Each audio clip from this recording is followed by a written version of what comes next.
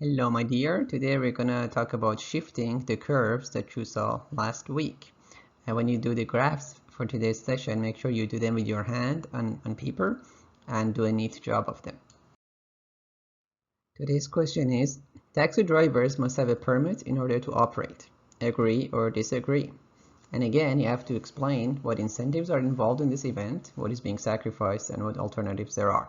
So pause for a moment, write the slide number first, and then write the statement, whether you agree or disagree, and write at least 2 points for each of the questions that you see on the screen. So this is right at the beginning of your notes, and later on we're going to come back to it.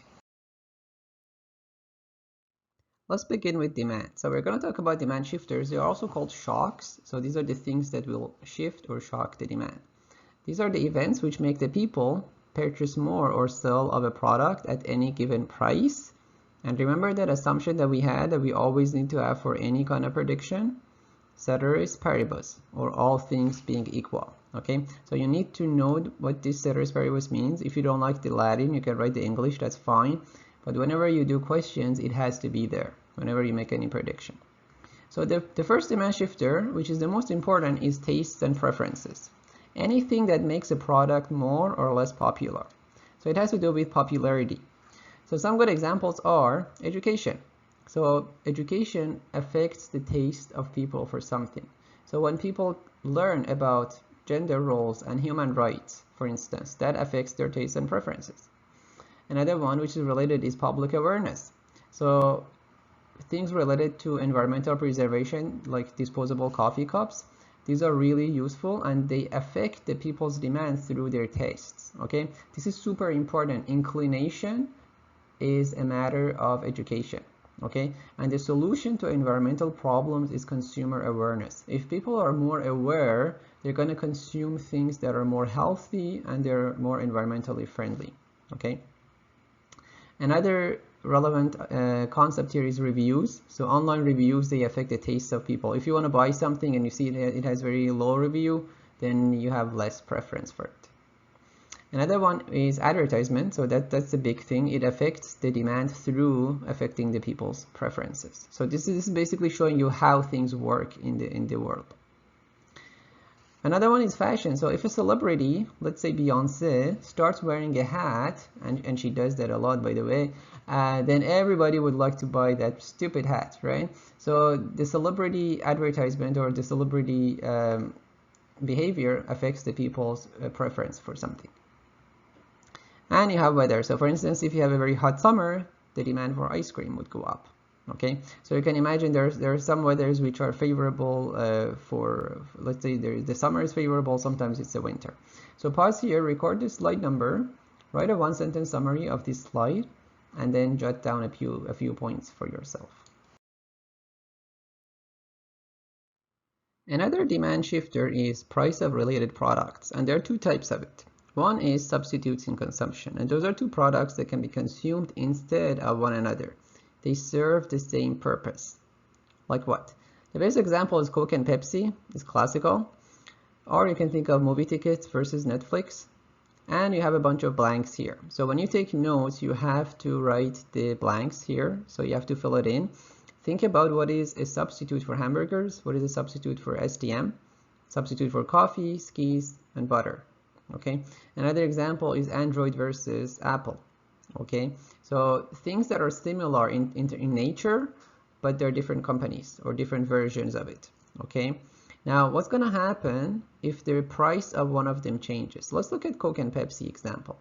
Let's say the price of Coke goes up. Okay, now if the price of Coke goes up, we want to see what happens to the other substitute. The other substitute is Pepsi. Well, if Coke is more expensive, people are going to switch from Coke to Pepsi. So the demand for Pepsi is going to go up. All right, because always people are looking for the cheaper alternative. The other example is complements in consumption, and those are two products that are consumed together as a package, right? So notice here, these go together, whereas in substitute we have instead of one another. Okay, so an example would be phone plan and a device. Okay, so your phone and your device, the plan and the device go together, or the SIM card. Okay, now think about what is a complement for hamburgers. what is the complement for coffee, and what is the complement for skis. Okay, so let's look at what happens if the price of a complement goes up. So let's say if your phone plan goes up, if phone plans are become more expensive, what happens is that people are going to demand less of the other complement, which is the device. Okay, because the overall cost of the consumption bundle is now higher. Okay, you can think of also car and gas. That's also a good example. So things that go together.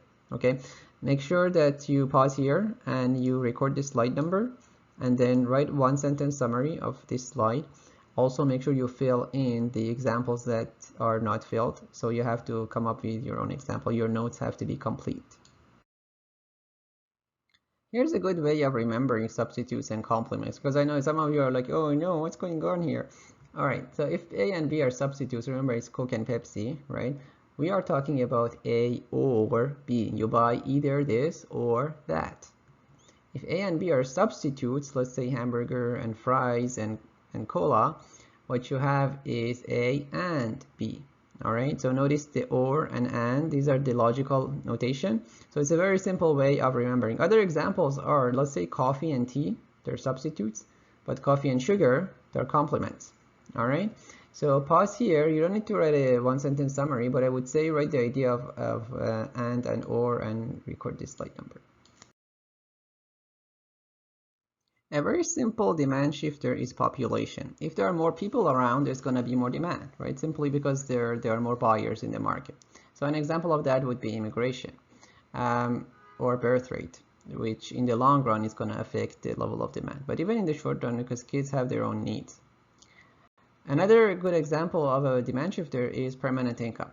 All right, now here we are not talking about just any income, we are talking about permanent income, which means new jobs or promotion or some inheritance.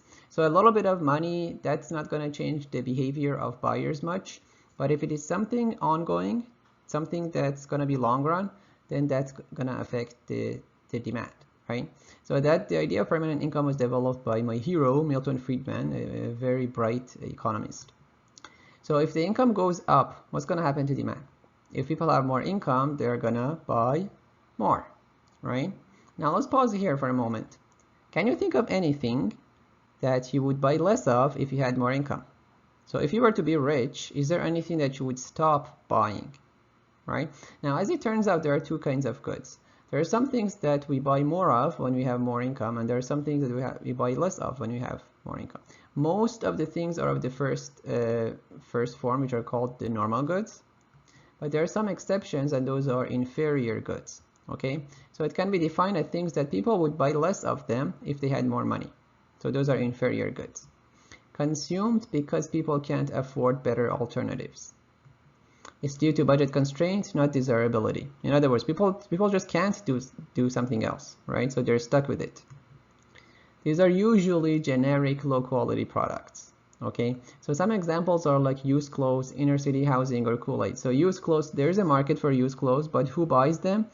Low-income people. If their income goes up, they would stop buying used clothes and they would buy new clothes, right? Inner city housing, especially in very large cities where inner city areas are not clean and there's a lot of crime, the rent is cheaper, but if people have more income, they would move out to the suburbs. And Kool-Aid is a substitute to real juice. My example of inferior good is BlackBerry cell phones. Right? Who would buy BlackBerry cell phones? Well, someone who can't afford some Samsung or iPhone. And if they had more income, they would go and buy real phone. Okay, so what I would say is record the slide number, write a one sentence summary of what you got out of this slide. Also, what I would say is write some examples for both normal goods and inferior goods. So for yourself, what is a normal good for you and what is an inferior good for you? Notice that these are subjective, so it could differ from person to person. You write one for yourself. Let's look at some graphs. If the demand curve goes up, we're going to shift it to the right. Okay, so if you remember, the demand curve slopes down. So whenever you want to show a shift, you show first a demand curve, let's say D1, and then you show arrows toward the right. Notice that it's always toward the right when there is an increase. And then you draw a new line and you call that D2. That's how you show an increase in demand. So an increase is always a shift to the right. But if the demand curve goes down, if there's a decrease in demand, you shift it to the left. So again, you draw a demand curve, you call it D1, you draw arrows toward the left, and you draw a new line, and you call that D2. Okay, it's as simple as that. And the cool thing here is that throughout the course, whenever you have an increase, you always shift it to the right. Whenever you have a decrease, you shift the line to the left. Okay, so that's for all of the curves that we do. We always do right and left. You don't do up and down. It's always right and left. Okay, so pause here. You don't need to write a summary for this slide. Just write the slide number and then do the two graphs that you see in your notes. Make sure you do it with your hand and do a neat job. Time for practice. So you'll learn by doing examples, and I'm going to give you one example where I walk you through, and then 3 examples where you have to do it on your own. Okay, so we're going to look at demand shifters. We're going to have a demand curve, and we're going to look at the market for iPhones. So this is everything here is about iPhones, the quantity of iPhones, the price of iPhones, and the demand for iPhones. And the event that's happening, the shock, is that it's found out that Apple abuses its employees. So your job is to predict how this is going to affect the demand for iPhones, right? So if people know that Apple abuses its employees, well, most likely the demand is going to go down, and we know that down means a shift to the left. So if you were to show it graphically, you would show arrows toward the left, and you would draw a new one, and you call that D2. Are we done? No. An important part for all these questions is the explanation part. So you have to write down an explanation in your own words where you explain the logic involved. So here, the effect is that the demand goes down because of consumer tastes. So this is the part where you have to go back to your notes and look at the shifters, right? So if you remember, the tastes was one of the shifters that we had. So you have to refer to that when you do the analysis, okay? We're going to look at 3 more examples. So for each of them, you should draw another diagram. Make your diagrams medium-sized. They don't have to be super large, but don't make them tiny either. And make sure you do a neat job. So use a ruler. If you can color code them, it would help a lot so that you don't confuse. In all of these cases, we're going to have the iPhone market. So everything is about iPhones in the diagram. Okay. So the first example is when the long-term income increases. And your job is to predict what is the effect of that on the demand for iPhones. Okay, so using the first one that I did for you, use that as a template. You do your own. Make sure you have a full explanation for it. The second event is the price of Galaxy goes up. So you have to think about how is that going to affect iPhones. Notice this is not the market for Galaxy. This is the market for iPhones. And the last one is the price of iOS apps would go up. How is that going to affect the market for iPhones? In all these cases, you must refer to your notes and see which of the shifters is applicable in the given example. Okay, make sure you draw your arrows when you do the shift. Okay, so the arrows are important. Make sure you label everything. So you have D1, D2. Okay, so you should have all of that. Do a neat job, and always an increase is a shift to the right, a decrease is a shift to the left. Okay, so pause here. Your notes, when I check your notes, I should see the graphs there for all of these things. If you make a mistake, you can always come back and correct them, but you should have an attempt right now. Supply shifters or shocks are events which make the firms produce more or less of a product at any given price. So we're making a prediction, and whenever you have a prediction, what do you need to have? That ceteris paribus assumption, right? Other things being equal. So here's a word of caution. We always look at one change at a time, and this makes our life easier. All right, so just keep focused, just only one thing at a time. The only change in the world is the given event. Everything else is the same. So when you look at supply, assume demand is fixed, and when you look at demand, assume supply is fixed. This is a common mistake by students. You might want to write it down. They confuse supply and demand and jump from one to another. Don't do that. Just look at supply only, or look at demand only. So when you look at sellers, assume that there are no buyers. And if you when you look at buyers, assume that there are no sellers. So just focus on one part. Later on, we're going to put things together and complete the puzzle. So at the end of the day, we're going to have a whole picture. But in each step, let's not complicate our life. So don't overthink it. So the first shifter, which is the most important, is the cost of production. If the cost of production goes up, this is not the price of the final product. This is the cost. This is what the companies have to pay to get their resources. What's going to happen to their production? What's going to happen to their output if their cost of operation is more? Well, supply is going to go down. Why? Because they can't cover their expenses. They cannot make a profit. And the firms that have a high cost, they go out of business. They go bankrupt. Okay, so there are a number of examples for this. The most important is the wage rate. Okay, so when the wage rate goes up, supply goes down because firms can't hire as many workers as before. Good reminder, wage is the cost of labor. This is super important, so make sure you write it down in your notes that wage is the cost of labor. Also, a good review for you is the 4 resources. Do you recall the 4 resources? One of them was labor. There were 3 more. So if you don't remember, go to your notes and look at them because you need to know them. Another example of a cost of production is regulation. So regulations are rules and restrictions and requirements by the government. They also make the production more costly, more difficult, so the supply goes down. So these are really hurdles. Okay, so if the government adds more hurdles, it becomes harder to run. Okay, and this results in lower efficiency and higher unemployment. By the way, here's a little tip. Remember the question for today's lesson?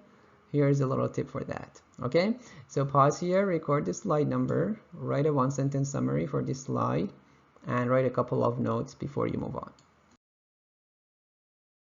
Wow, that was cool. Another shifter is taxes and producers. If the government taxes producers more, that's a cost for them, so their supply goes down. The opposite of that would be a subsidy. Now, you might have seen this word or not. Subsidy is a special word. Subsidy is exactly the opposite of a tax. So subsidy is a help from the government. Tax is when the government steals your money, and subsidy is when the government gives free money. So for instance, to farmers, right? So it's common to give help to farmers or to bursaries for students. That would reduce the cost of production. By the way, taxes and subsidies are often selective. So those who are big and powerful, they get away from taxes or they get to qualify for subsidies. Okay, so it only increases the gap. So this cartoon is really useful, especially for your term project. You're going to do something similar, so you might want to pay more attention here, where the small, weak people don't get the benefits and the big guys just get bigger. And that's all just a result of having those selective programs by the government.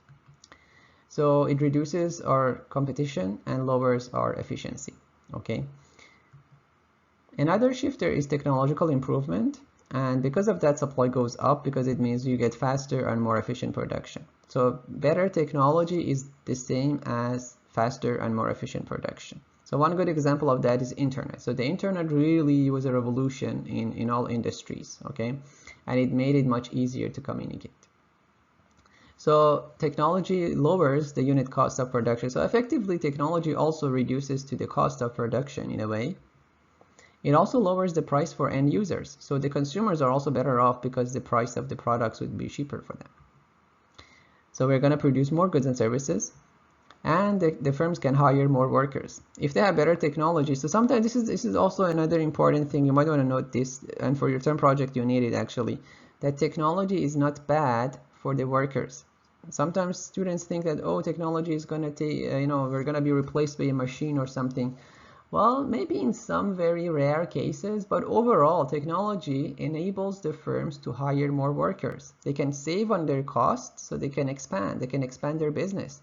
And also they can specialize. So instead of doing everything manually, you can have more skilled workers. So overall, our industry becomes more competitive. Okay, so technology increases the supply, increases efficiency. This, I would say, is a fairly important slide, especially for your term project. You might want to note it down somewhere. So record the slide number, write a 1-sentence summary of what you got out of it, and a few highlights from it. We had price of related products in demand, but now we're looking at it in supply. So if you remember, in demand, we had 2 types. There were substitutes and complements.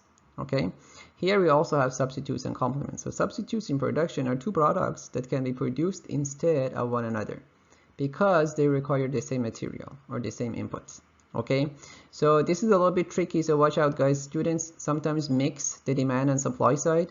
Right now we are talking about supply, we are talking about production. So the key here is think of yourself as a producer. If you're a producer, you have to think about the options in production that you have. Okay, so forget about consumption, just production. So let me give you some examples just to illustrate this. Wheat versus wheat, milk or beef. And you have a couple of examples where you have to fill in the blank. Okay, so let's look at wheat and wheat. This is not just to be funny, it's actually serious. So if you have to think about what is the common denominator between wheat and wheat. How are they produced? Well, the commonality here is a farming land. Okay, if you have a farming land, you have two choices. You can either plant wheat or you can plant wheat, right? So there is that or here again in substitution. Okay, with milk and beef, what is the common ingredient for producing milk and producing beef? Well, they come from the same animal, right? So if you have a cow, you can either milk it or you can slaughter it and produce beef. Okay, now your job here is to think about leather belt. What is the material and what other options the producer has? So if you were a producer of leather belts, what else could you produce? For chairs also, if you were a producer of chairs, what other option would you have to produce? Okay, now the shifter here is if the price of a substitute goes up, then the supply for the other substitute goes down. So let's say wheat, let's say the price of wheat goes up. What happens to the wheat producers, right? So the wheat producers are going to reduce their production of wheat because they're going to change their farmlands into wheat farms. Okay, so the producers are always looking for the most profitable option, right? So if wheat is more profitable, they're going to switch to wheat, whatever is more profitable. So pause here, record the slide number, write a one-sentence summary, and take some notes on this slide. I would say if you can do a little drawing for yourself, it helps retain the material. The other type of related product is complements in production, and those are two products that are produced together because they naturally come together as a package. They are byproducts of one another. Okay, so this is kind of rare, but it's always in nature. You have to think about things that are inseparable. You cannot possibly separate them, right? So a car is not a good example because car is not a natural production. What would be a good example? Let's say wheat and straw, or lumber and sawdust. Okay, so if you have wheat, okay, when you want to process wheat, there are two things that you get from it. One is the actual wheat, the grain, and one is the hay, right? So the straw is used as feedstuff for animals, right? It naturally comes together, and sellers, the farmers actually make money. They make money not off wheat only, but also on hay. So they come together. Lumber and sawdust, when you chop down a tree, you also get sawdust, and the sawdust is also used. It has industrial usage. Okay, for beef and cream, you have to watch out. Again, you have to think about what comes naturally. When you produce beef, remember beef comes from the cattle. What else comes with it? What are some byproducts of that? For cream also, you have to think about how is cream produced, okay? And through that process, what else is produced? So you have to fill in the blanks in your notes. The logic here is when the price of a complement goes up, then the supply of other complement goes up. Let's say wheat goes up. So if wheat becomes more expensive, what happens is that the supply of hay will also go up. Okay, because when the producers make more of one, let's say as they have incentive to grow more wheat, they will also grow more hay. Okay, so more straw. They come together as a package. So pause here, write a one-sentence summary. Make sure you have an answer to the blanks here. So you have to fill in the blanks in your notes, and also some highlights of this slide. Now that you know the shifters, you can simply show them on the graph, and the rules are the same as before. An increase is a shift to the right, so you would draw a supply curve, and then you show arrows to the right. You draw a new one, and you call that S2. Okay, so an increase is always a shift to the right. If the supply goes down, the way you show it graphically is you shift it to the left. So you draw a supply curve, and you show arrows toward the left, and then you draw another one. So a decrease would be a shift to the left. So pause here, there is no summary for this slide, but copy the diagrams And when I say do it with your hands, some of you might be like, what are they talking about? Well, some students do it like to do the graphs with the computer. So I would say that no, for the graphs, do it with your hand. I want you to develop your motor skills. And also don't take a screenshot because that's not very smart. Time for practice. So we're gonna look at some supply shifters. Okay, and the example here is the market for sheep milk. The event that's happening is that the price of lamb goes up. So you have to ask yourself, how does the price of lamb affect the sheep milk market? Okay, what is the relationship between milk and lamb? Now, if you remember, we had the example of beef and milk, which is really similar. So they are substitutes, right, for producers. So the producer can either milk the sheep or they can produce lamb. Now, if lamb is more expensive, which option is more attractive to the producer? Or they would go for the lamb, which means the milk production goes down, right? How do you show a downward change in supply? And a decrease is always a shift to the left. So you draw arrows to the left, you draw a new one, and you call that supply 2. Remember, again, we are not done. You have to explain your logic. So the effect is supply goes down because farmers choose to make lamb instead of milk. So there's a substitution taking place. The explanation you give can be in your own words, but it has to be logical and it has to make sense. So we're going to have 3 more examples, and you're going to do these on your own. So it's always the sheep milk market. The first event is new milking equipment. Here with new, you can assume that new means better and faster. So decide what's going to happen to the supply of sheep milk and explain that. The second event is extra license requirements to have a sheep farm. So you have to decide how is that going to affect the sheep milk market. And the last one is if the price of wool goes up. So again, you have to think about what is the relationship between wool and sheep milk and write the effect of that and show it in the graph. Again, whenever you do a graph, make sure you show the arrows showing the shift and you have subscripts for the first and second diagram. So take your time, refer to your notes. You need to look at the shifters before we proceed. Let's summarize today's lesson through a concept map. So we talked about demand and we had 4 main shifters for it.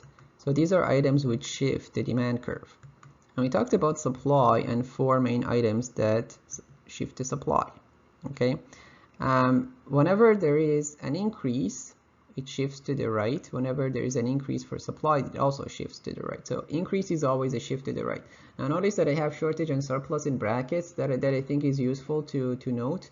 Increase in demand means more buyers. More buyers is the same as shortage. Increase in supply means more sellers, and more sellers is the same as surplus. But in terms of the graph, it's always shift to the right. The opposite of that is a decrease, which is always a shift to the left. So a decrease in demand means less buyers, and less buyers means a surplus. A decrease in supply is less sellers, and less sellers creates a shortage. Either way, whenever one of the graphs shifts, what happens is that you get a new equilibrium. Okay, so you would have to put together this demand and supply like what you saw last week, and you get a new price and a new quantity. So that would be your new equilibrium. Now the key thing is to do one thing at a time. That's the key to success. So it kind of looks complicated, but you do only one thing at a time. So it's easy and manageable. All right. What I would emphasize in terms of important concepts here is the idea of the shifting. So the increase is always a shift to the right, the decrease is a shift to the left. Another thing I would emphasize is tastes on the demand side and costs on the supply side. So those are the 2 shifters that are more important. Okay, so pause here, do a concept map of yourself. Okay, as you can see, this is pretty elaborate that I have done for you. You don't need to do it like this. You can make it messy, that's fine. So try to do your own version. If you like to copy down my version, that's also fine, as long as you make 3 changes to your diagram. Okay, so 3 changes could be something that you add.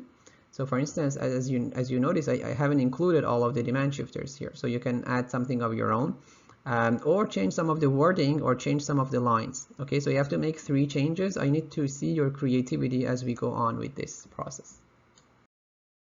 Let's come back to our question of the day.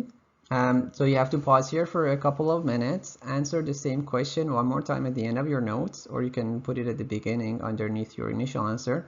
So whether you agree or disagree with this statement, and also give me 2 incentives or 2 things that are sacrificed and 2 things that are alternatives, it should show your development of thought.